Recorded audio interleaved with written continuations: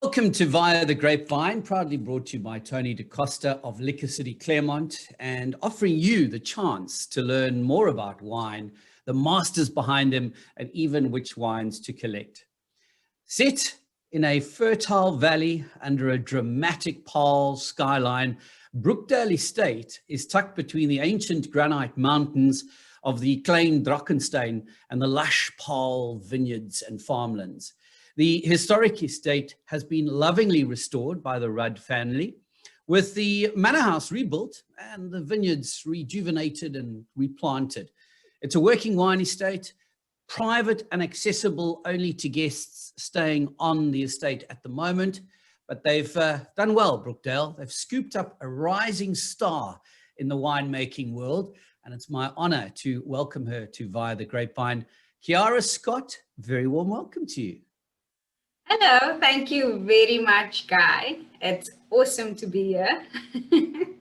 It's phenomenal to see you again. We first met, I think it was during one of the CWG Protege events, and then a couple of weeks back you hosted a group of us out at the farm. Thank you for that. It was wonderful to be there and to experience your talent firsthand, not just hear about it from other people. Oh, you must watch Chiara, she's so talented. Oh my word, she's amazing. I actually got to experience it. So I don't want to take too much away from your story. It's poignant, it's inspiring. So I'd like you to share your story with us from the flats to the heights. Oh, wow. So my story basically starts in a place called Mitchell's Plain. That's where I grew up. And, you know, Mitchell's Plain is not really known as a wine producing or an area that drinks a lot of wine, you know, or with a wine culture, at least, a good one. But, you know, while staying there, I mean, it's not a very, like, pretty story, but it's a true story. And while staying there, you know, I was exposed to many things, mainly due to the socioeconomic circumstances of the people living there, such as gangsterism, drugs, alcohol abuse, and violence, you know, because of that. So, you know, I stayed there and I saw a lot of things. And, you know, I just thought I didn't want to be like that. I saw all of this craziness going on. And I thought, I don't want to be like what I see out there. You know, a lot of people that I know, friends, they've succumbed to the area that we are staying in or were staying in. And I thought, you know, my path and my life doesn't have to go that way. And I was so fortunate that I have strong females in my life that always supported me, pushed me to do and be better, because they didn't have the opportunities that I had and have now, you know. So I was so fortunate and blessed to have this woman in my life. And then, you know, as you can imagine, when I decided that, you know, I wanted to become a winemaker and study wine, they were very perplexed. They were upset a little bit, you know, because they'd also seen the same things that I was seeing. And probably a little hurt by that. But I take the stance of, you know, lack of knowledge comes before the fall. So instead of being afraid of this thing or staying away from it because it's been so bad for so many other people, why not learn about it? Why not grow, teach other people about it, and make a change in that way? So wow. That's a fundamental decision to see something that's created so much heartache and damage and decide to go to the source of it, to understand it better so that you can educate those that are succumbing to it. That's phenomenal. So that's that. And I found out actually about Elsenburg and Stellenbosch, and I decided to study there at Elsenburg. And in my final year of studies in winemaking, I was approached by the Cape Winemakers Guild, and I was successful in my application, firstly with a bursary, and then thereafter, I was successful in joining the Cape Winemakers Guild Protege program. And the rest is, as they say, history. Why do you think that the CWG Protégé program is so effective? And how did it shape your philosophy towards winemaking? Well, the Cape Winemakers Guild Protégé program is a great initiative. It employs newly graduated winemakers and gives them the opportunity to work with and be mentored by some of South Africa's best winemakers. As a young winemaker in the program, you have exposure. So you've got exposure to accomplished winemakers that have done the time, made the mistakes, and learned from the mistakes. So what it takes them, a vintage or two vintages to learn, they share with you over setting, so you have instant communication and learning. And, with regards to philosophy, I think my winemaking philosophy is evolving every year. As you're learning. Exactly. So if there is any philosophy that has come with me from the Cape Winemakers Guild, it's always to be teachable. I don't know if that's a word, but to be teachable. I think yes, makes sense. Always be open to learning. Yeah, you're spot on. Exactly. Yeah, so always be at a place where you're open to learn, because when you learn, you grow. Simple as that, And so I believe that through the program, you also got to travel abroad and work abroad. Tell us a little bit about some of those experiences. So I think it was in 2015. I was in the Rhone. I worked in Conbrew. I worked at a winery there called Le Vin de Vienne. And then I did a small stint in Sancerre as well. That was just like a couple of weeks. I worked in Sonoma in California, in the Russian River. So I worked there with Chardonnay, Pinot Noir, a little bit of Zin. Yeah.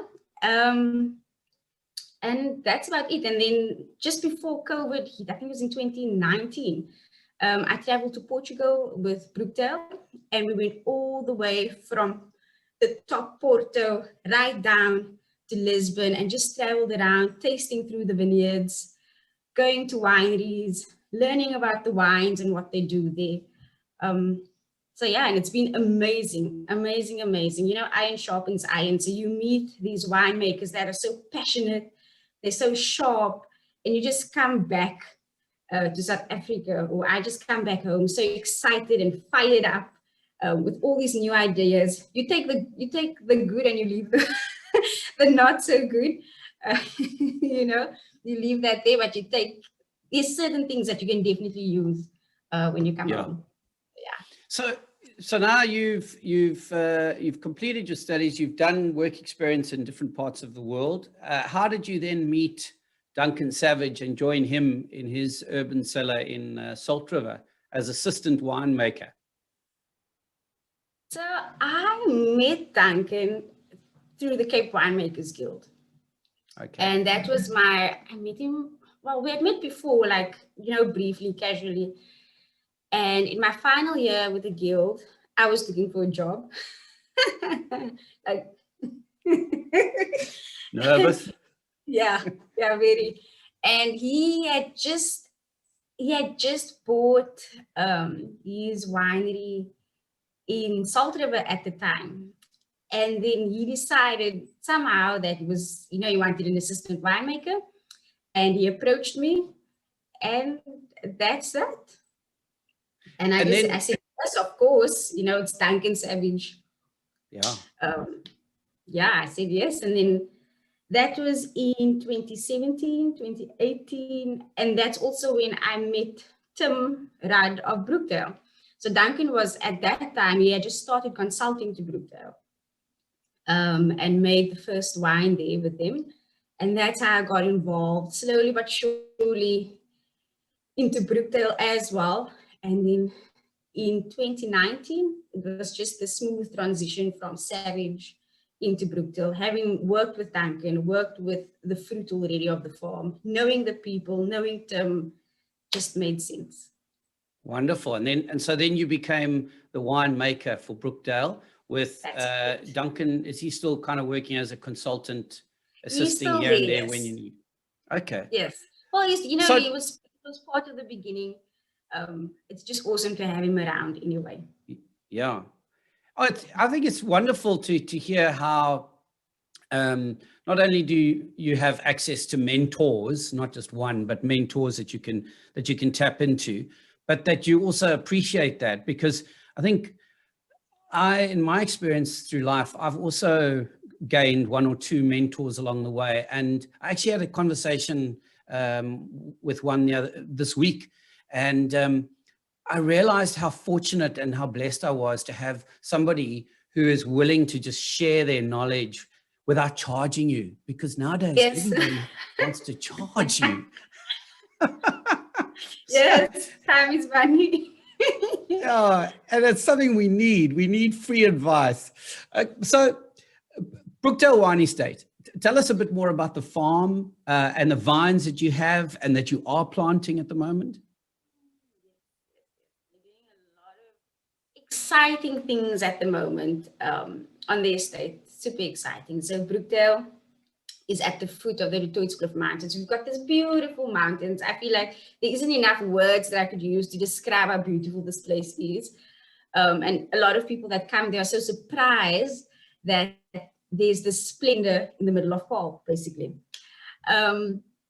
So yes, man, I mean, Brookdale, it's actually quite awesome if you think about it, what we're doing there, the whole replanting program, uprooting basically all of the vines, leaving the 3 blocks of Shannon and then just replanting with Syrah, Shannon, a 16 varietal Whitefield blend. This year, we're actually preparing now, we're throwing out the seeds for cover crop, and we're going to do a 20 varietal Redfield blend. And that's going to be absolutely insane, absolutely insane. I've got our little planting list here, so many varieties, it's crazy. Wow. So we're doing like Alicante Bichet, Carignan, Durif, Grenache Noir, Marcelin, Palomino, Pinotage, Syrah, Sauzau, Ternat Tempranillo. It's just, I mean, that's only some of it, obviously. Are they going to be small blocks of vines, or do you have a hell of a lot of space on Brookdale? No, it's going to be about 2 hectares. Only 2 hectares, and we're just going to interplant all of these varieties on one block. Wow. Sure. So some interesting things to look forward to. You've currently got 2 ranges in the Brookdale portfolio, the Brookdale Estate range, which is in here. And I tried to slide this open the other day and I can't. So, well, believe me, it's in there. And then the Mason range, which is Mason Road range, which is above. Yes.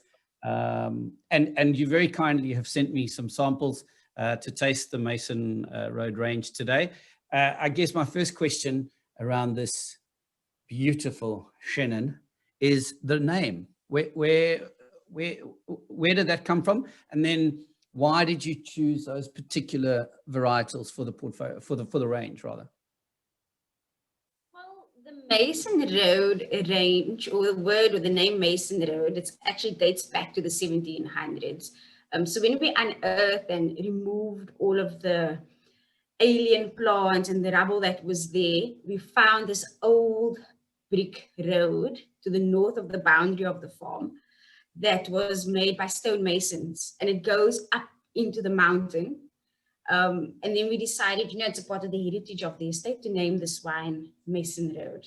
And that brick road basically carried old important messages to the other side of the mountain. So that's why. Very, wow. very, it's quite exciting. It must have been before there was the N1 and the R101. Otherwise, this would be the R101 road. Not the same ring to it, does it? No, not at all. But Shannon was, so why the varieties? Shannon was on the property. And we replanted, uprooted, and then replanted again with Shannon. And then, Shannon and Syrah is like the chameleon of terroir. So it definitely displays very well where you planted, and it does well in fall in this climate. So that's why we chose these varieties. Yeah. Lovely stuff. Tell us a little bit about this absolutely phenomenal Chenin. And the thing about this, which I remember from when we tasted a couple of weeks back, is the complexity of the nose. Now, I don't want to sound like a wine snob saying that. What I mean by that is it's intriguing. It keeps drawing you back. You can't just say, oh yeah, I'm getting passion fruit, or I'm getting citrus, or there's so many different levels to it. And I still don't know actually how to describe it on the nose. I was trying to tell other people about this, and I was saying it's the most complex but beautiful Chenin. So maybe you can explain what we should kind of roughly be getting on the nose. So, you know, the Mason Road range is our lifestyle range. So this is a wine that we want you to enjoy with or without food. It's definitely a more leaner style of Chenin. Yes, because you wanted to say something there. Definitely more leaner, but then it's also got this beautiful weight, lovely salinity. So you have this beautiful acidity, but a bit of weight on the palate. And that's also because of some least contact. So it's got beautiful flavors as well on the nose, and just lovely, clean and pure aromatics. But levels of those aromatics, which is just so intriguing for me. This is, and I mean, I haven't chilled mine at all, so I can imagine how crisp and clean it would be chilled. And yet it's so crisp and clean as well, you know, at room temperature. And as you say, the palate, just, there's a beautiful structure to it, and the acidity also is so beautifully balanced that you're not struck by it immediately, but it's there. It makes you want to take another sip. You can have it on a lovely summer's day. You can have it on a, like we're having such a moody day in Paul, I'm sure all over Cape Town. It's perfect for a day like today as well. Have it with potatoes, have it with whatever. I like potato. I think I'm on some potatoes now. That's why I'm saying that. A curry with some potatoes. Yes. You know, stunning wine to just have without food. I'm hoping that you'll be able to see the color of this rosé in this camera. Look at this. Look at that. Is that not the most beautiful, beautiful color? Talk us through this, because you've got a couple of varieties that are in here, don't you? That's correct. That's correct. So the Mason Road Serendipity Rosé, I think this wine is really serendipitous. In the sense that we weren't going to make rosé in 2020, and this is like a COVID blessing, I guess, in disguise. So we planted some Grenache, a single block of Grenache, and in 2020 we decided, you know, we were looking at the fruit and we thought, you know, it's not going to make any serious wine, red wine at least, so let's make a rosé. And I'm super, super proud of this wine and where it is right now, because you know, we didn't really, it wasn't part of the plan, but it just turned out so beautifully. So this is a blend of Syrah, Grenache, and Cinsault.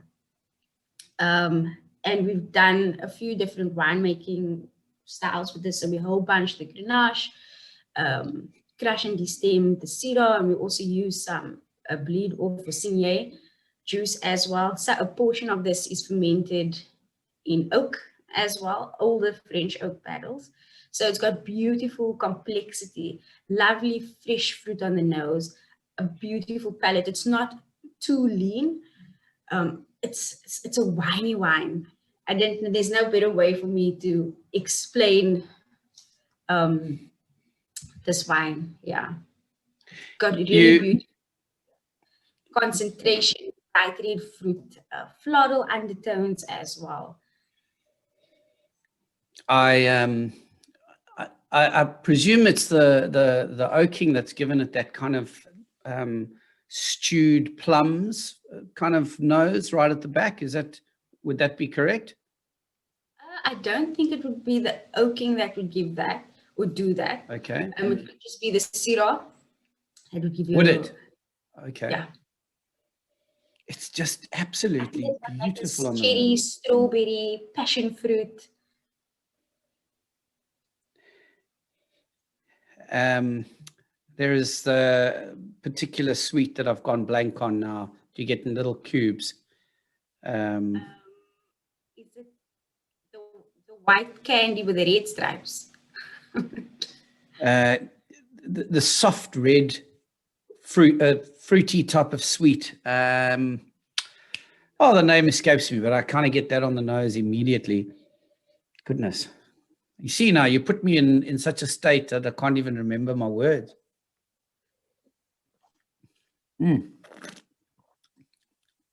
Wow. I've lost your sound there, Kiara. Oh, there hello? we go.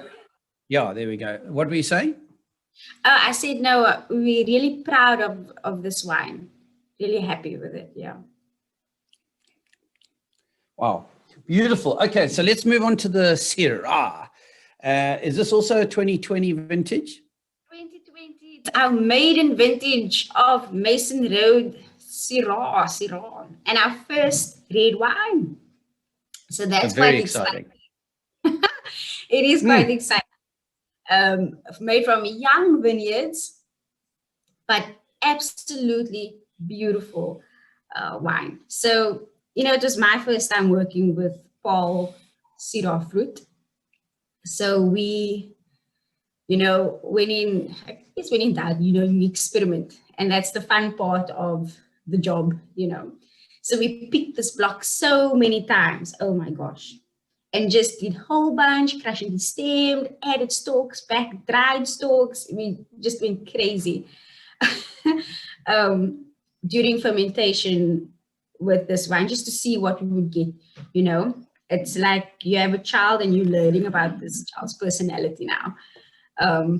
With this newborn and learning about its personality. So that's exactly what we did. And a part of this wine was fermented went through secondary fermentation in 2 foudre, brand new foudre, which is very exciting. So it's about 40% new oak. And then the rest is all older barrels that it went into. Yeah. I'm getting a lovely herbaceous note. It's floral fynbos that I'm getting, and I know people have been asking, what is fynbos? It was on Twitter this week. How does people overseas describe fynbos? I said Cape Mountain flora, and if you don't know what that is, you have to come to the Cape. Yeah, exactly. I sometimes find in our Brookdale wines that they have this buchu note to it. I love the smell of buchu. Same. Yeah. So we've actually got some buchu growing around that block. And, for a while I couldn't pin, what is this? What is this? What is this? And then I was walking, and my dog, because she runs in between everything, basically, she comes back and she smells like buchu. And I was like, that is what it is. It's buchu. So I sometimes pick that up in our wines. Yeah, definitely. I take buchu pills for the back, and I rub the buchu anti-inflammatory gel on the back. So I'm very familiar with some fresh buchu. Maybe I can come out to the farm and we can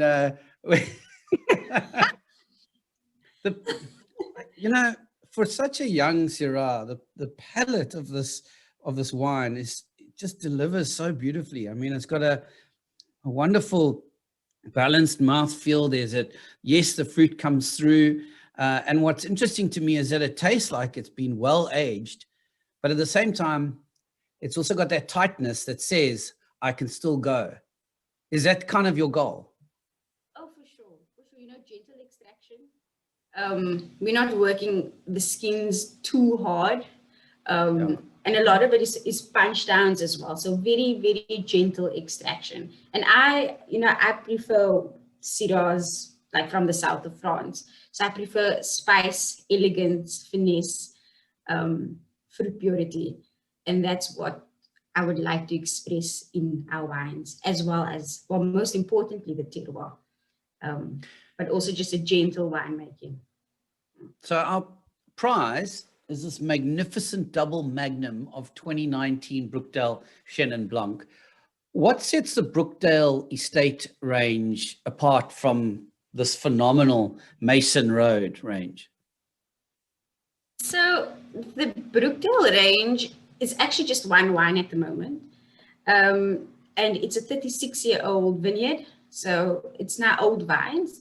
And it's part of the heritage of the estate. So it's the only thing that we left, or the only blocks that we left of the estate.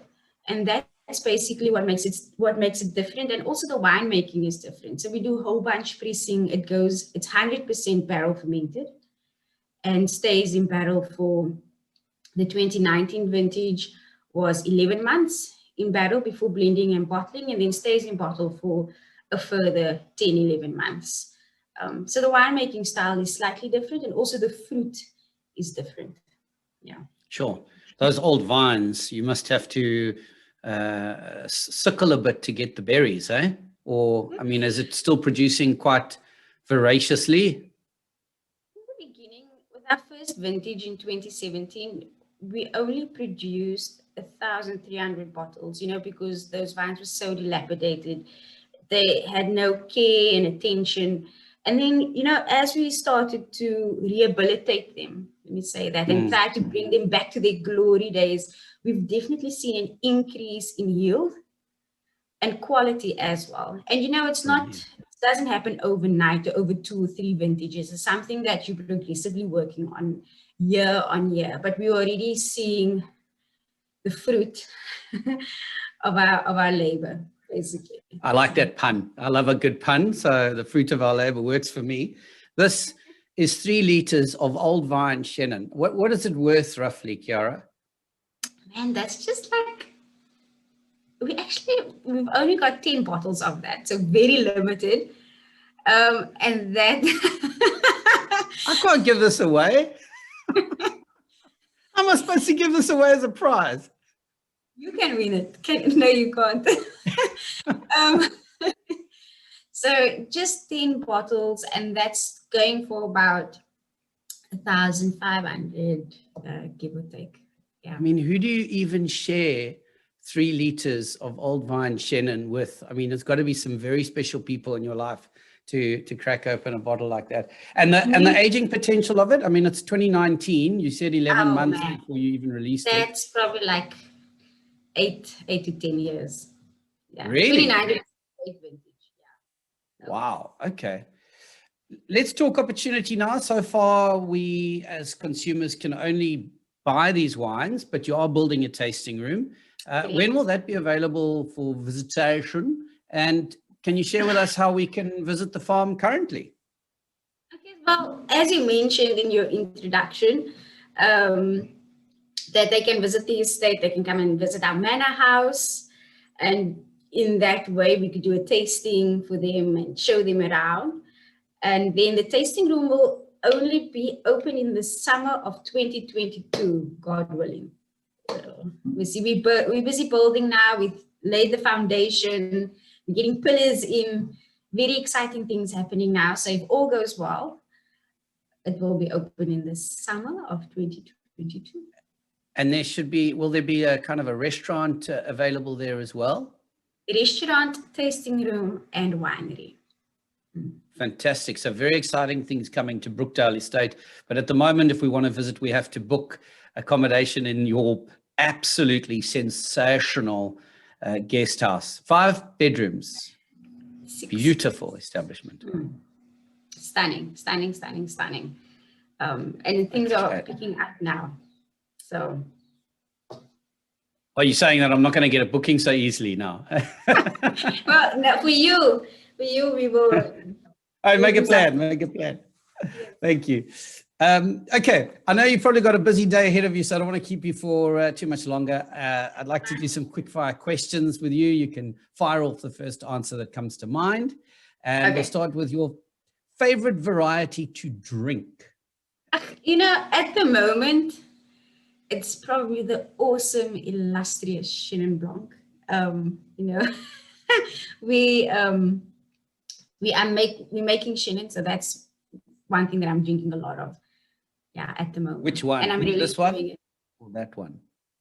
You can't choose your children. You don't have a favorite child. So. Oh, clever. Well answered. Who's your favorite radio presenter? I mean, obviously, Kyle McDonald. Who else? Oh, yeah. Sure. I was sweating bullets there because I thought maybe you'll fire off another name of somebody that I used to work with. But thank you. No, I'll take that compliment. Your most memorable wine tasting experience? Man, I've been so privileged to attend some of the most amazing wine tasting experiences, especially with the Cape Winemakers Guild, you know. But there's probably one, and I think just because of the time, the setting, everything. So I worked in France in 2015, and we were 4 wineries, right? And the winemakers, they were like the who's who of the region, and all this, like a lot of interns, we just got together, and these guys started opening wines, right? But insane French wines, like all the way from Côte-Rôtie to Cornas. It was absolutely mind-blowing. It was an amazing evening with amazing food, company, and wine. So that would probably have to be my most memorable wine tasting experience. Fantastic. Yeah, and it's those memories that help you going forward and keep you enthused about what you do. That's awesome. Oh, for sure. Final question would be ideal night in for Kiara Scott. What do you love to do? What would be your ideal night in? Yeah. It would be like, I like to eat. So I've lost your sound again. Sorry, just start again for me. I said, man, I'd be at home with my dog and my partner and lots of bubbles and sushi. Yeah, that and I'm interested in the order that you chose there, your dog and your partner. Wow, that reveals a lot. Hopefully your partner doesn't watch this interview. No, man. Okay, lovely stuff. So this week we feature a great deal on these 3 Mason Road wines on viathegrapevine.co.za. You can hit the Wine with Guy button to buy. Otherwise, get yourself along to Liquor City Claremont to buy Brookdale wines. And if you fancy your luck, then answer the easy question right here on the Via the Grapevine Facebook page.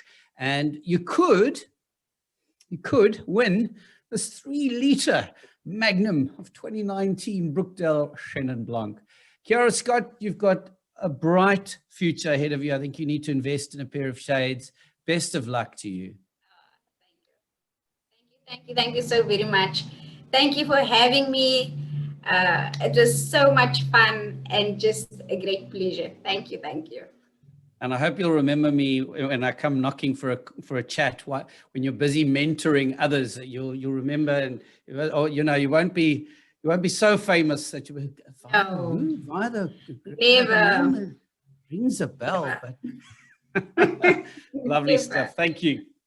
This Via the Grapevine was brought to you by Liquor City Claremont. Visit their wine emporium for a journey via the grapevine.